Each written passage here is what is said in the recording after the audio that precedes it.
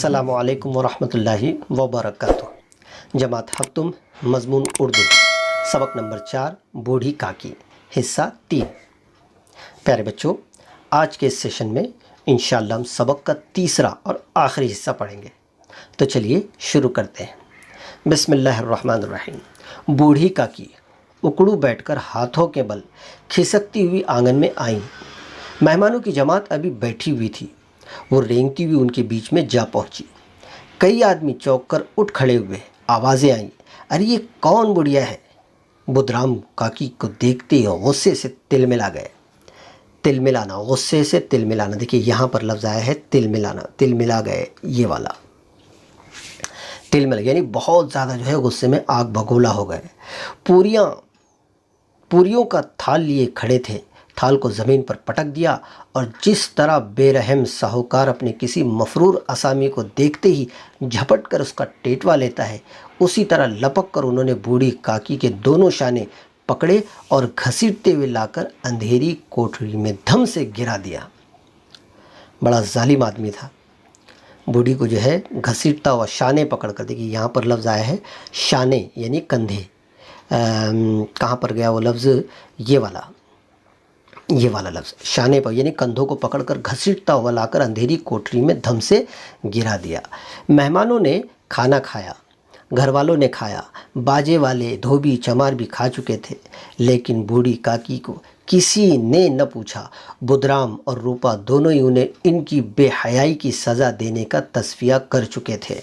یعنی بڑھیا نے جو یہ کام کی تھی کہ وہ مہمانوں کے سامنے آ گئی اور اس طرح سے جو ہے وہ آ کر بیٹھ چکی تھی، تو اس عمل کی وجہ سے دونوں میاں بیوی نے، بدرام اور اس کی بیوی جو روپا تھی، انہوں نے یہ طے کر لیا تھا کہ بوڑھی کو جو ہے ہم سزا دیں گے، اور یہ تصفیہ کر چکے تھے یعنی ڈیسائیڈ کر چکے تھے۔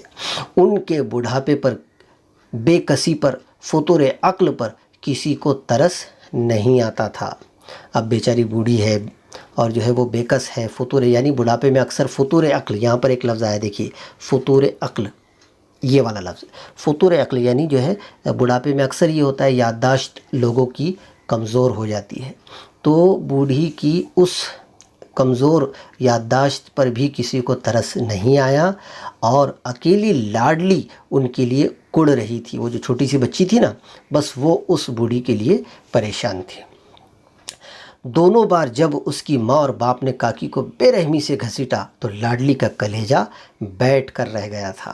کلیجہ بیٹھ جانا، دیکھیے یہاں پر یہ لفظ ہے کلیجہ، یہ محاورہ ہے، یعنی انسان جب کبھی بہت زیادہ پریشان ہو جاتا ہے اور کوئی ایسا منظر دیکھ لیتا ہے جس کو دیکھنے کے بعد وہ بہت زیادہ پریشان ہو جاتا ہے، تو اسے کہتے ہیں کلیجہ بیٹھ جانا۔ تو اس بچی کا بھی کلیجہ جو ہے وہ بیٹھ گیا، یعنی بہت زیادہ پریشان ہو چکی تھی، دکھی ہو چکی تھی۔ وہ جھنجھلا رہی تھی کہ یہ لوگ کاکی کو کیوں بہت سی پوریاں نہیں دے دیتے۔ وہ کاکی کے پاس جا کر انہیں تشفی دینا چاہتی تھی۔ تشفی ایک لفظ آیا ہے، تشفی یعنی کسی کو اطمینان دلانا۔ وہ جا کر جو ہے بوڑھی کو جا کر سمجھانا چاہتی تھی، اطمینان دلانا چاہتی تھی، لیکن ماں کے خوف سے نہ جاتی تھی۔ اس نے اپنے حصے کی پوریاں بھی نہ کھائی تھی، وہ یہ پوریاں کاکی کے پاس لے جانا چاہتی تھی۔ بوڑھی کاکی میری آواز سنتے ہی اٹھ بیٹھیں گی، پوریاں دیکھ کر کیسی خوش ہوں گی، مجھے خوب پیار کرے گی۔ اب یہ ساری باتیں جو ہے وہ اپنے ذہن میں سوچ رہی ہے۔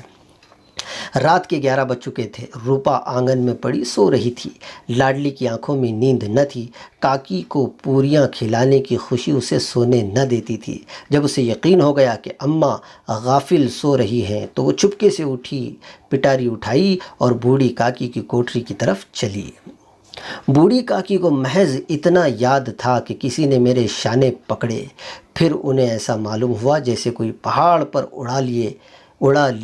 اڑائے لیے جاتا ہے۔ ان کے پیر بار بار پتھروں سے ٹکرائے، تب کسی نے انہیں پہاڑ پر سے پٹک دیا، وہ بے ہوش ہو گئیں۔ حالانکہ یہ سب ہوا تھا کیا؟ لیکن بوڑھی تھی، اس کے ساتھ جو برتاؤ ہوا، بدرام نے اسے گھسیٹتے ہوئے لا کر کمرے میں ڈال دیا تھا، تو اسے یوں محسوس ہو رہا تھا کہ کسی نے پہاڑ پر لے جا کر مجھے پٹک دیا۔ بچوں یہ جو ابھی تک ہم نے پڑھا ہے نا، اس سے ہمیں بہت ساری چیزیں سیکھنی چاہیے کہ بھی ہمارے گھر میں جو بزرگ ہوتے ہیں، بوڑھے ہوتے ہیں، ان کے ساتھ ہمیں کیسے برتاؤ کرنا چاہیے۔ ہم ان کو تھوڑا بھی اگر کچھ بولتے ہیں نا تو ان کے دل پر بہت وہ بات لگ جاتی ہے۔ اس کے لیے بہت احتیاط کیا کرو، خاص طور پہ ہمارے نانا نانی، ہمارے گھروں میں جو ہے دادا دادی وغیرہ، تو ان کے اوپر ہمیں بہت زیادہ دھیان دینا چاہیے۔ ان کو بالکل کسی قسم کی تکلیف نہ پہنچے، اس کا خیال رکھنا چاہیے۔ چلیے یہاں پر ہے ہم، ٹھیک ہے، یہاں سے شروعات۔ یکایک، یکایک ان کے کان میں آواز، یکایک یعنی کیا؟ اچانک، یکایک یعنی اچانک، اچانک ان کے کان میں آواز آئی، کاکی اٹھو میں پوریا لائی ہوں۔ کاکی نے لاڈلی کی آواز پہچانی، چٹ پٹ اٹھ بیٹھی، دونوں ہاتھوں سے لاڈلی کو ٹٹولا، اسے گود میں بٹھا لیا۔ لاڈلی نے پوریا نکال کر دی۔ کاکی نے پوچھا، کیا تمہاری اماں نے دی ہیں؟ کیا پوچھا اس نے؟ کیا تمہاری اماں نے دی ہے؟ لاڈلی نے فخر سے کہا، نہیں، یہ میرے حصے کی ہے۔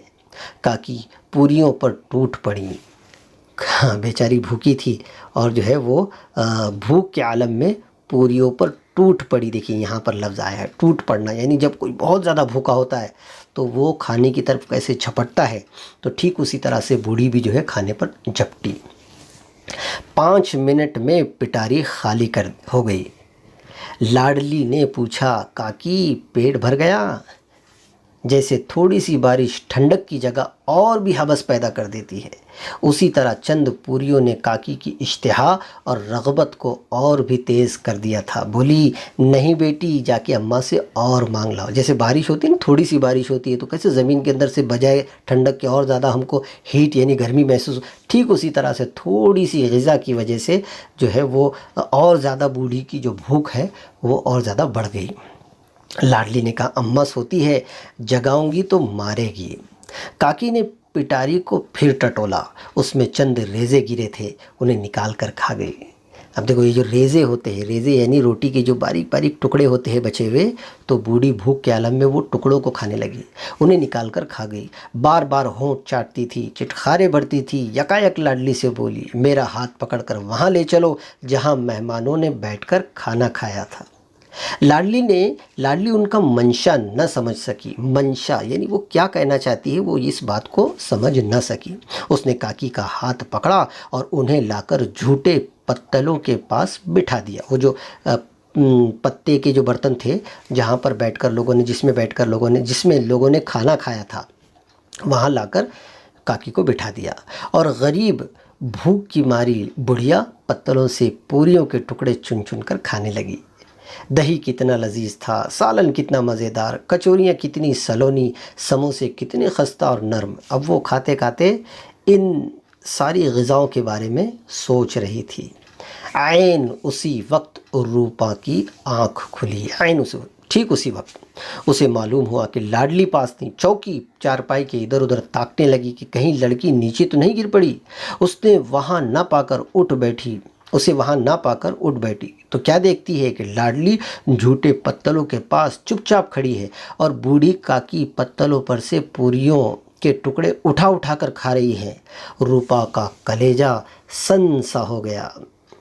دیکھو یہاں پر یہ ایک محاورہ ہے، کلیجہ سن ہو جانا، یعنی وہ یہ منظر دیکھ کر ایک دم ششرد سی رہ گئی، ایک دم حیران سی رہ گئی، اور جو ہے اس کا کلیجہ سن ہو گیا، یعنی ایک دم وہ عجیب اس کے اوپر ایک جو ہے کیفیت طاری ہو گئی جب اس نے یہ منظر دیکھا کہ بوڑھی اس طریقے سے کھا رہی۔